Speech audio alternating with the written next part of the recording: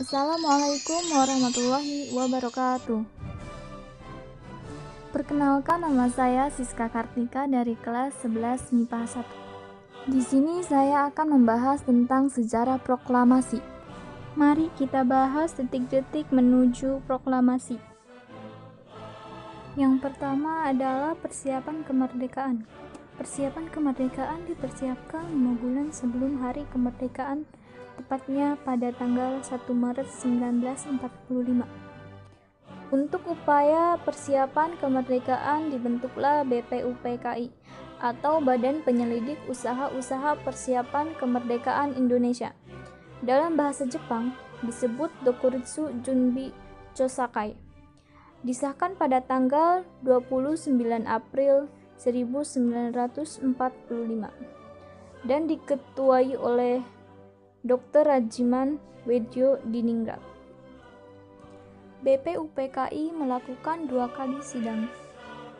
Sidang pertama pada tanggal 29 Mei sampai 1 Juni 1945.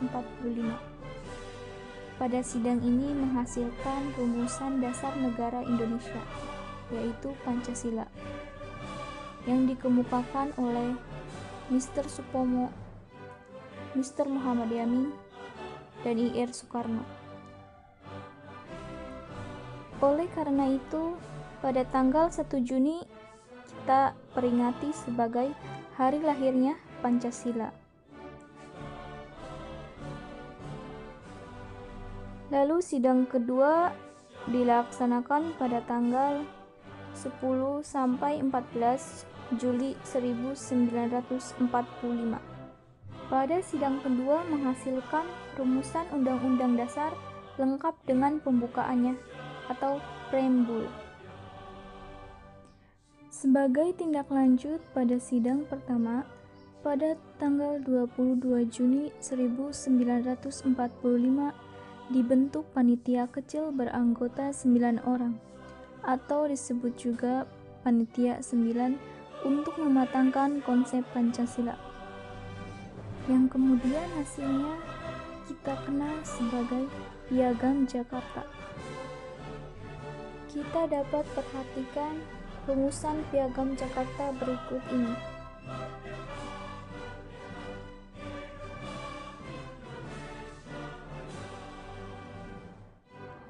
Pada tanggal 7 Agustus 1945, BPUPKI diubah menjadi PPKI atau Panitia Persiapan Kemerdekaan Indonesia. Dalam bahasa Jepang disebut Dokuritsu Junbi Inkai, yang beranggotakan 21 orang dan bertugas mempersiapkan kemerdekaan Indonesia.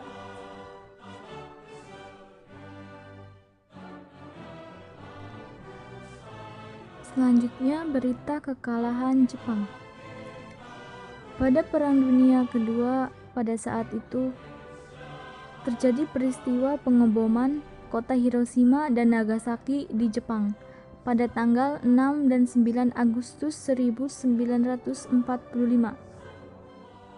Peristiwa tersebut mendorong Jepang untuk menyerah tanpa syarat pada Sekutu pada tanggal 15 Agustus 1945. Berita tersebut cepat menyebar melewati radio dan didengar oleh tokoh-tokoh muda Indonesia. Golongan muda tersebut mengadakan rapat yang dipimpin oleh Sairul Saleh dan menghasilkan keputusan dasar proklamasi kemerdekaan, lalu disampaikan kepada Bung Karno oleh Wikana dan Darwis.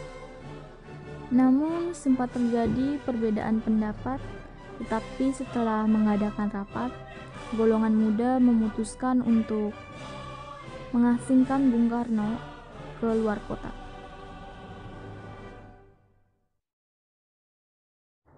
Selanjutnya adalah peristiwa Rengas Dengklok. Bung Karno dan Bung Hatta diungsikan ke Rengas Dengklok, Jawa Barat oleh para pemuda. Mereka dijemput pada tanggal 16 Agustus 1945 pukul 4.30 WIB oleh rombongan golongan muda. Ahmad Subarjo mencari keberadaan Bung Karno dan Bung Hatta Beliau pun diberangkatkan ke Rengas Dengklok untuk bertemu dan berunding dengan mereka. Akhirnya Soebardjo berjanji jaminan nyawa kepada golongan muda bahwa proklamasi kemerdekaan akan diumumkan pada keesokan harinya selambat-lambatnya pukul 12.00 waktu Indonesia Barat. Dengan jaminan itu, akhirnya Ir Soekarno dan Muhammad Hatta dilepaskan. Selanjutnya adalah rumusan naskah proklamasi. Kata proklamasi adalah sumbangan pemikiran dari Soekarno. Kalimat pertama adalah sumbangan pemikiran Ahmad Soebardjo. Kalimat terakhir merupakan sumbangan pemikiran Muhammad Hatta. Kemudian diberi saran dan sedikit perubahan oleh Soekarni, lalu diketik oleh Sayuti Melik.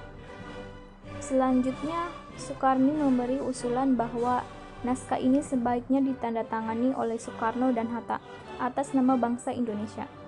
Pada pukul 4.30 waktu Indonesia Barat, konsep naskah proklamasi selesai disusun. Proklamasi Kemerdekaan Republik Indonesia. Setelah disepakati, proklamasi akan dibacakan pada pukul 10 waktu Indonesia Barat di rumah Insinyur Soekarno.